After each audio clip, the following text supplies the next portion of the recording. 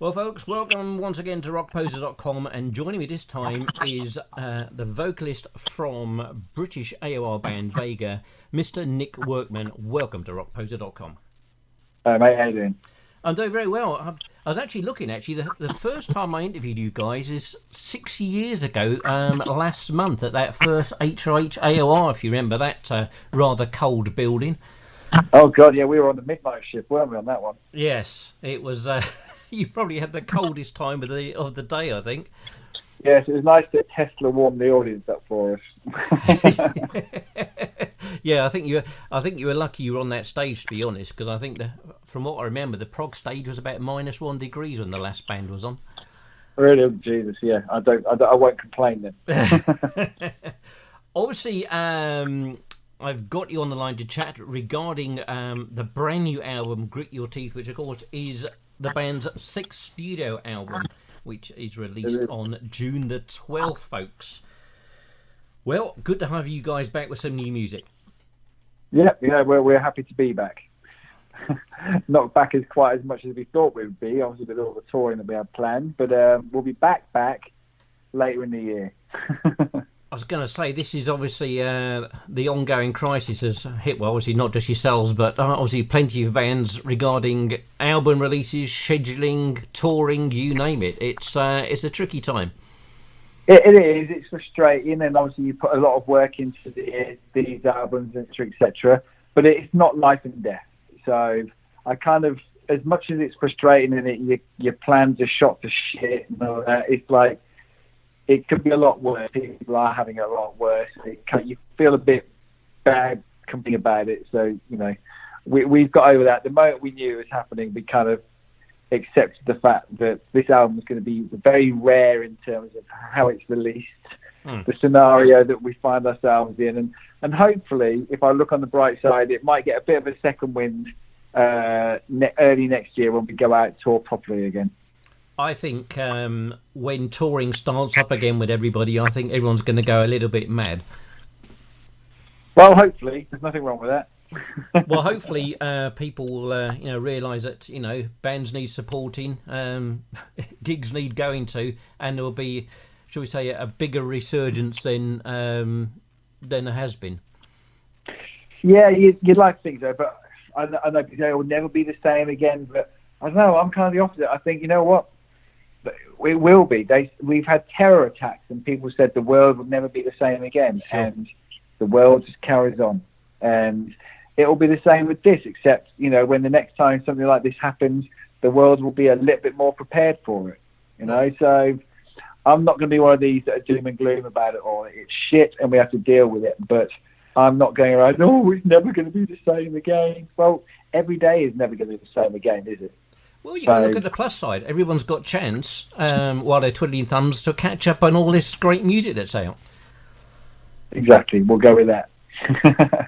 Well, talking about Grit Your Teeth, this has got, to my lug holes, a much harder edge than previous albums. Yeah, definitely. I know you said we're an AOR band, but we've never regarded ourselves as an AOR band. It's like,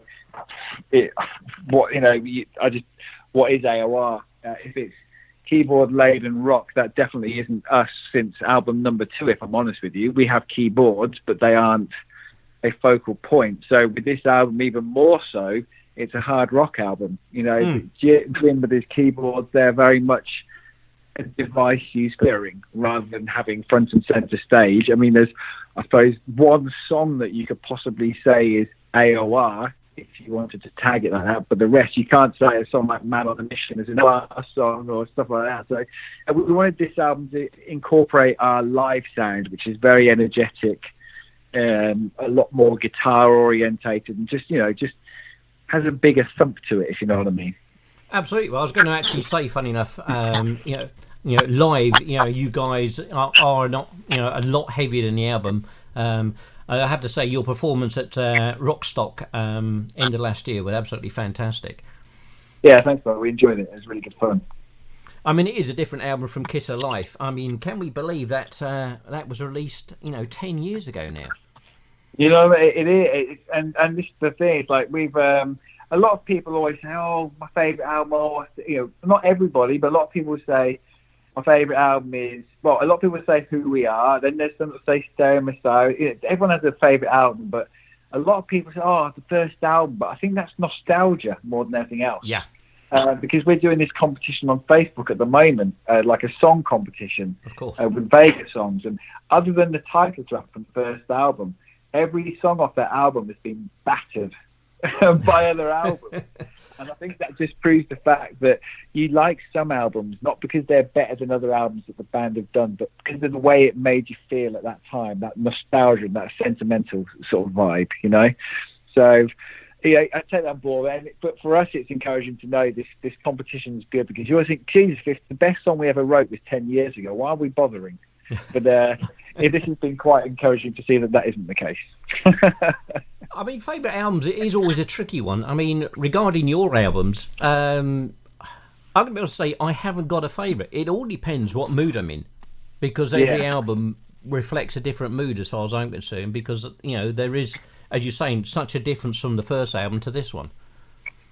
Yeah, and I think if you're in a more sort of like, I don't know, angry and belligerent mood, this new album will be more the one that you go to.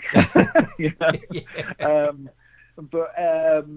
the more chilled, lovey-dovey mood would be probably the first album, because it was that's just how it kind of was written in that sort of arena. That arena of sort of like melodic rock and AOR, if you like. But yeah, this new album is definitely. I wouldn't say angst. It's actually positive tones to it, but it's looking back on sort of stuff that you've got through. Hence, grit your teeth. It's like you do have to, for anything that's worth it in life, you have to fight for it, and you're gonna have to accept the fact that you're gonna have to go through a little bit of pain to get what you want in anything. I think anything that's worth it, you have to sort of like feel like you've got the scars to prove it, so it makes it more worthwhile, which is what this is, the essence of this album's about. So it's very much a reflection on the last couple of years or so. I mean, for me, I always feel that, you guys should be so much bigger than you actually are. From the albums, from the live performances, every time I see you guys, you never disappoint. You really should be so much bigger. Do you think, is it just a case of there is an awful lot of luck involved? I think that does have a very big part of it, because there's a lot of shit bands out there that do very well, but because they know someone that knows someone's dad, but there's I don't want to come across as being bitter, because I'm not, because we don't do this because we think we're going to be able to buy a mansion with the proceeds. We're not deluded.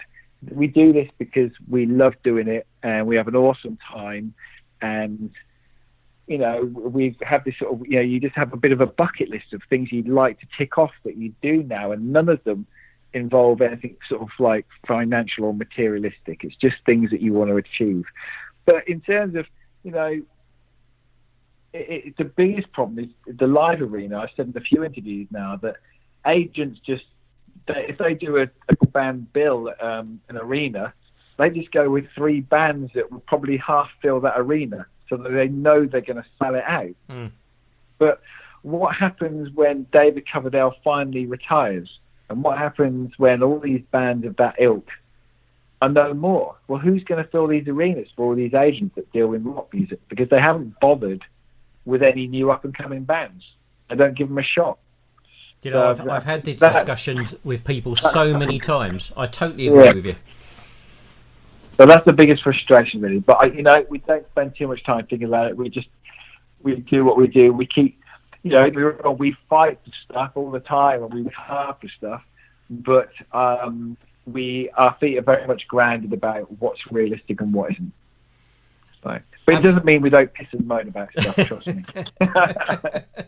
No, I mean, every time I've chatted to you guys, I was chatting to James and Tom at Rockstock and whatever. You guys are very well grounded. You always have got a strong belief in what you do, and I think also having such a strong fan base obviously helps you no end.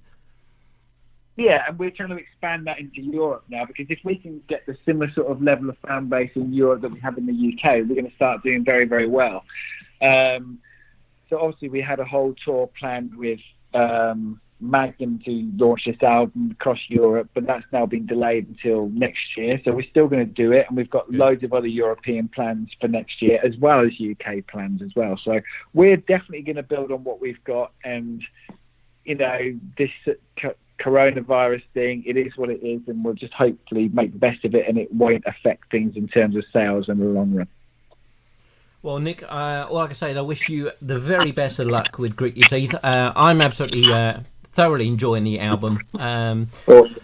Those of you out there who obviously familiar with the band are not going to be disappointed with the album. Those unfamiliar with the band, well, you better get your wallets out and buy the album, and buy the back catalogue as well while you're at it, and support the bands that are out there playing music and supporting music.